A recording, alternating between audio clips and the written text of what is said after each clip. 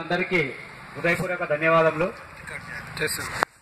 దీక్ష అనగానే వెనుకడుగేయకుండా అందరూ తమ తమ విలువైన సమయాన్ని వెచ్చించి ఈ కార్యక్రమాన్ని విజయం చేసినందుకు మనస్ఫూర్తిగా మీ అందరికీ ధన్యవాదాలు తెలియజేస్తూ, ఈ కార్యక్రమం ఇక్కడితో ఆగకుండా భవిష్యత్తులో ఈ దీక్ష 100 రెట్లు వీడికన్నా 100 రెట్లు ముందుకు సాగుతూ ఇటు అసెంబ్లీ వరకు అటు పార్లమెంట్ వరకు తీసుకువెళ్లే బాధ్యత మనందరిపైన ఉంది.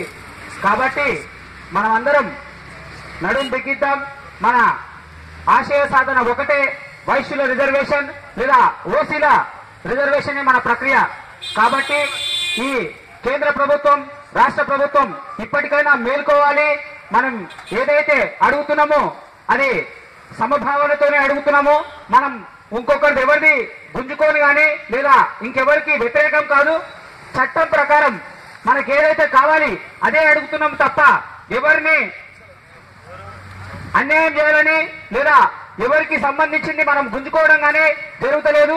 అన్ని సామాజిక వర్గాల్లో మనం కూడా కీలకమే. కాబట్టి ఈ ప్రభుత్వాలకి మన ఓట్లు కావాలి, మన నోట్లు కావాలి, కానీ మనని మాత్రం వాళ్ళు గుర్తిస్తలేరు.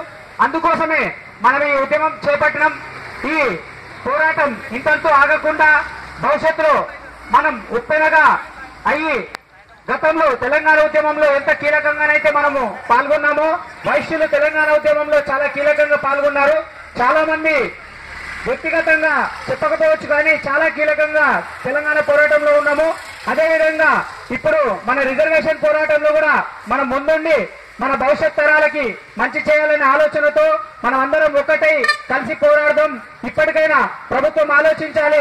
లేని పక్షాన ఈ రాష్ట్ర యువత మొత్తం ఈ ఉద్యమం పెద్ద ఎత్తున జరిగే అవకాశాలు ఉన్నాయి. కాబట్టి కేంద్ర ప్రభుత్వం రాష్ట్ర ప్రభుత్వం భారతదేశం బాగుపడాలంటే రిజర్వేషన్ ప్రక్రియలో ఎంత తొందర అయితే అంత తొందర మార్పు చేయాలని చెప్పి ఈ సభాముఖంగా తెలియజేస్తూ ఈ అవకాశం ఇచ్చిన మిత్రులందరికీ హృదయపూర్వక ధన్యవాదాలు.